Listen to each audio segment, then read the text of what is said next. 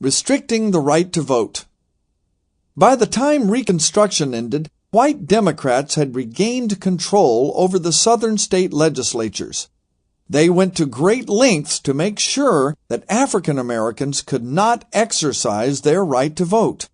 One tactic was to require voters to pay a poll tax and pass a literacy test. These measures kept most African Americans from voting. Most were too poor to afford the poll tax, and many had been denied the education needed to pass the literacy test. The laws prevented some poor or illiterate white men from voting. However, many southern state legislatures had written grandfather clauses into their constitutions. The clauses stated that a man could vote if he, his father, or his grandfather had been eligible to vote before January 1st, 1867. That date is significant.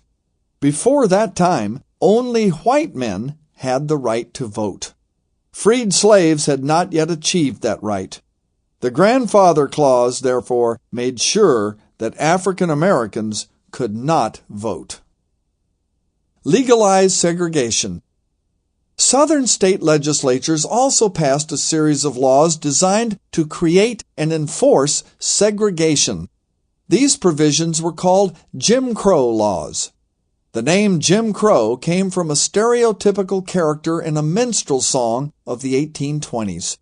By the 1890s, the term was used for the laws discriminating against African Americans.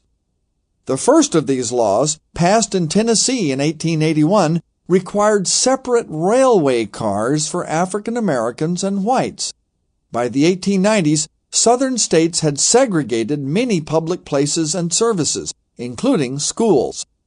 African Americans filed lawsuits against railroads, hotels, and theaters that refused to serve them.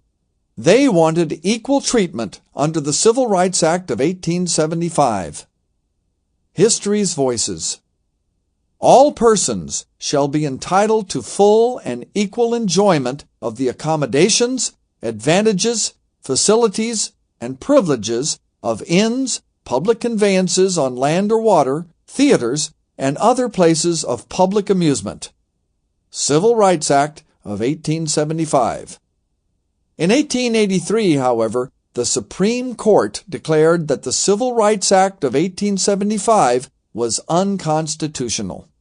The court ruled that the 14th Amendment, which guarantees equal protection of the law, applied only to state governments.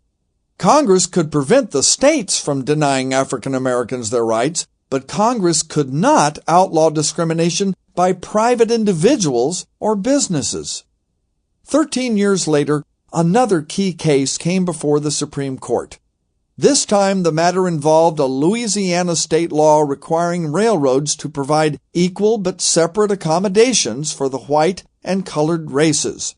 Homer Plessy, an African American man, sat in a whites-only train compartment to test the law. He was arrested, but he appealed based on the 14th Amendment.